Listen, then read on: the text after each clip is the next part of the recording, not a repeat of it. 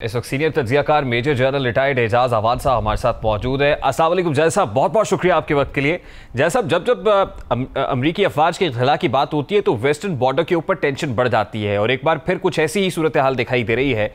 Western border के ऊपर जो इस वक्त टेंशन है वो पाकिस्तान के लिए सबसे सीरियस कंसर्न है और बड़ा अलार्मिंग है। यही वजह है कि गुज़श्ता रोज़ भी ISI हेडक्वार्टर्स के ऊपर एक इस पर तफसीली मीटिंग हुई है। आज भी कोर कमांडर्स कॉन्फ्रेंस में ये मामला उठाया गया है। तो इस इशू को जय साहब आप किस तरह से देखते हैं कि at this point in time जो अमरीकी अफवाज का इनखिला है क्या उजलत में हो रहा है, इम्प्लीकेशंस को देखे बगैर हो रहा है?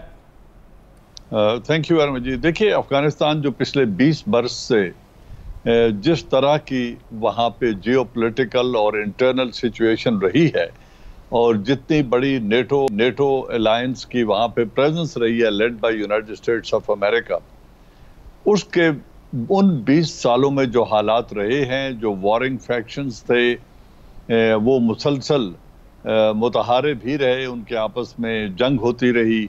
और आज जब अमेरिका वहाँ से बावजूद निकल के जा रहा है, पहली बात यह है कि अमेरिका वहाँ से हेस्टी विड्रॉल नहीं कर रहा, बड़े सोचे समझे मंसूबे के बाद वो जा रहा है। 20 बरस उन्होंने वहाँ पर काम किया।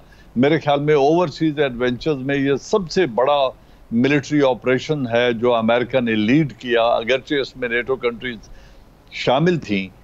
उन्हें कितनी बड़ी कामयाबी हो गई इस पे तो तारीख लिखी जाएगी। और जो हालात मौजूदा हैं वो भी हमारे सामने है कि जिन लोगों को वो ख़त्म करने के लिए आए थे, जिनको वो स्मोक आउट करने के लिए आए थे, उनके साथ बिल आखिर उन्हें मेज़ पर बैठकर मुज़ाकरात करने पड़े और एक डील साइन करके वो अफ़गानिस्तान से जा रहे हैं। तो जहाँ से निकलना ठहर चुका है अमेरिकन का, वो मज़ीद ठहर नहीं सकते। 1,40,000 ट्रुप्स के साथ वो अपने वो ऑब्जेक्टिव हासिल नहीं कर सके जो वो करना चाहते। लेकिन अमेरिका तो बार बार फिर डू मोर का मुतालबा कर रहा है और अमेरिकी असिस्टेंट सेक्रेटरी ऑफ डिफेंस का जो स्टेटमेंट सामने आया है कि पाकिस्तान हमें ज़मीनी और फ़ज़ाई मदद फराहम करेगा, उसके बाद हमारे यहाँ जो पॉलिटिकल पार्टीज़ हैं वो इसको जिस तरह से प्ले कर रही है और ये कहा जा रहा है कि पाकिस्तान एक बार फिर जो है वो अड्डे दे रहा है अमेरिका को और वहाँ से वो उनके अप्लाई कर सकेंगे जेट्स। तो इज़ इट ट्रू, ये कॉन्स्पिरेसी है, प्रोपेगेंडा है ये? मेरे ख्याल में अभी तक तो मुझे ज़ाती तौर पे तो कोई इन्फॉर्मेशन नहीं है, लेकिन जो कुछ मैंने पढ़ा है इंटरनेशनल मैगजीन्स में और अखबारात में और अपने डोमेस्टिक जो उसके ऊपर जो कुछ लिखा गया है, पहली बात यह है कि एक हमारे मुल्क की तारीख है और एक मौजूदा हालात हैं।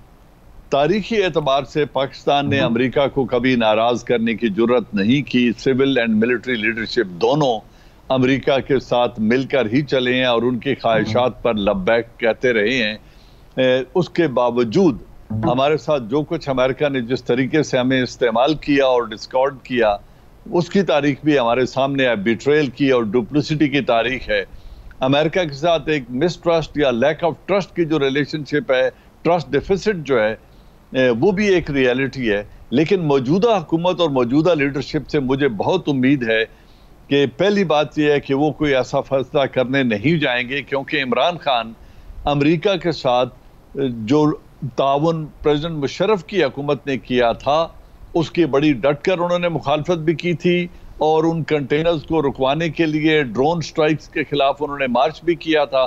तो अब वो मुझे नहीं लगता कि प्राइम मिनिस्टर इमरान खान इसके ऊपर स्टेप बैक करते हुए एक दफ़ा फिर वही गलती दोहराएंगे जो प्रेसिडेंट मुशर्रफ ने या उस वक्त के मिलिट्री एंड पॉलिटिकल लीडरशिप ने की थी। जैसा आपका ये तासुर है कि इमरान खान साहब मुशर्रफ साहब की तरह सबसे पहले पाकिस्तान का नारा लगा के फ़ज़ाई अड्डे नहीं देंगे। मुझे ये गालिब उम्मीद है कि वो पार्लियामेंट को एतमाद में लिए बगैर, मिलिट्री लीडरशिप को एतमाद में लिए बगैर वो कोई ऐसा कदम नहीं उठाएंगे। और यही पाकिस्तान के मफाद में होगा कि अगर उन्होंने किसी किस्म का ताउन करना है तो एक तो मुझे दो टोक कह लेने दीजिए कि उन्हें चीन को ऑन बोर्ड करना पड़ेगा, क्योंकि उनकी यहाँ प्रेजेंस जो है पाकिस्तान और चीन के ताल्लुकात को भी किसी हद तक इफेक्ट कर सकती है। जो अफगानिस्तान का मुस्तकबिल है और अफगानिस्तान और पाकिस्तान के आइंदा के रिलेशंस हैं, उन पर उसके एक असरात मुरतब होंगे यकीनन। अच्छा जय साहब, अब मेरा बड़ा सादा सा सवाल है। देखिए, गुज़श्ता रोज़ ISI हेडक्वार्टर्स के अंदर एक इजलास होता है, उसमें जो पॉलिटिकल लीडरशिप है वो भी मौजूद होती है। आज कोर कमांडर्स कॉन्फ्रेंस भी हुई है। आपको लगता है कि इमरान खान साहब पे जहां एक्सटर्नल प्रेशर है वहीं इंटरनल प्रेशर भी खान साहब महसूस कर रहे हैं और उन पर है?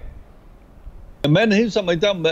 देखें, आईएसआई या पाकिस्तान आर्मी के अमेरिका से कोई अकलौते ताल्लुकात नहीं है, कोई अछूते ताल्लुकात नहीं है, कोई पाकिस्तान की हुकूमत से मावरा ताल्लुकात नहीं है। और ये लोग प्राइम मिनिस्टर इमरान खान से पहले मौजूदा लीडरशिप रिटायर हो जाने वाली है, लिहाजा ये कोई ऐसा फैसला इमरान खान पर थोप नहीं सकते जिसमें इमरान खान की रजा शामिल ना हो। हाँ, ये सिक्योरिटी ब्रीफिंग होगी, उनको सिचुएशन से आगाह करना है। आईएसआई ने भी किया होगा, आर्मी ने भी किया होगा, और वो उनको जो भी मौरूजी हालात हैं अफगानिस्तान के और पाकिस्तान और इंडियन बॉर्डर के और पाकिस्तान के सिक्योरिटी के जो इम्पेरेटिव्स हैं, उनसे एक सिक्योरिटी पर ब्रीफिंग तो दी गई होगी और दी जाती रहेगी। लेकिन मैं नहीं समझता कि पाकिस्तान आर्मी और आईएसआई उनको किसी किस्म का दबाव डाल के मजबूर करेगी कि वो अमेरिका के फैसले को तस्लीम करें। ऐसा होता मुझे नजर नहीं आता। फैसला वही होगा जो पॉलिटिकल और मिलिट्री लीडरशिप मिलकर करेगी। अच्छा जय साहब, ये जो बैनुल अक़वामी मुबस्सरीन कुछ तबसरे कर रहे हैं और खबरें छपवाई जा रही है कि शायद कुरम एजेंसी के अंदर एक फ़िज़ाई अड्डा तामीर किया जा रहा है, अंडर कंस्ट्रक्शन, और वहाँ पर जो है वो यूएस को बेस फराहम करने का पूरा प्लान है। तो आपको लगता है कि ये सिविल मिलिट्री रिलेशनशिप को सबूताज करने और इंटरनली प्रेशर क्रिएट करने के लिए किया जा रहा है? जी यकीनन। देखें, मौजूदा जो पॉलिटिकल हालात हैं, इन पार्टीज के जो हुकूमत के साथ इख्तलाफात हैं, उनको मजीद बढ़ाने के लिए, हुकूमत को अंडर प्रेशर लाने के लिए, मिलिट्री और मौजूदा हुकूमत में मिसट्रस्ट या ट्रस्ट डेफिसिट क्रिएट करने के लिए इस तरह के प्रोपेगेंडे होते रहेंगे। मिलिट्री बेस बना देना रनवे नहीं होता, उसके साथ बहुत सारी फैसिलिटीज होती हैं। वहाँ पे एयरक्राफ्ट की रिफ्यूलिंग और उनकी मेंटेनेंस और उसकी फैसिलिटी क्रिएट की जाती है। वहाँ पे रेडार सिस्टम लगता है, वहाँ से ट्रैफिक कंट्रोल का निज़ाम लगता है। ऐसा कोई बेस इस वक्त ज़ेर तामीर नहीं है जो कल या 2 महीनों में या 4 महीनों में इन तमाम तर सहूलतों के साथ अवेलेबल हो और वो अमेरिका के हवाले कर दिया जाए।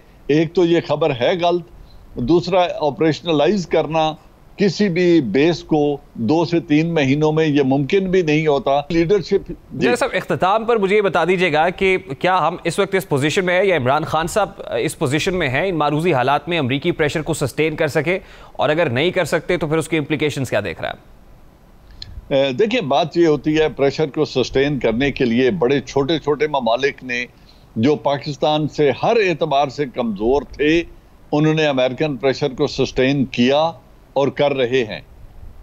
एक तो ये बात है कि सस्टेन करना अपने रिजॉल्व पे और अपने सॉवरेनिटी का दिफा करते हुए हुकूमत वक्त ने फैसला करना होता है। तो पाकिस्तान इस तरह की पोजीशन में है। देखिए, हमने 2-3 फैसले किए।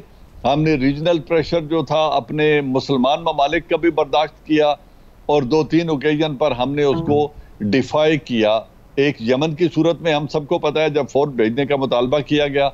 फिर अभी जो मौजूदा हालात हैं इनमें आप देख लें, इजराइल को तस्लीम करने के लिए पाकिस्तान ने अपना इंडिपेंडेंट मौक़िफ़ कायम रखा और जो हमें पैसे वगैरह लौटाने पड़े वो भी लौटा दिए, लेकिन किसी किस्म का प्रेशर एक्सेप्ट नहीं किया।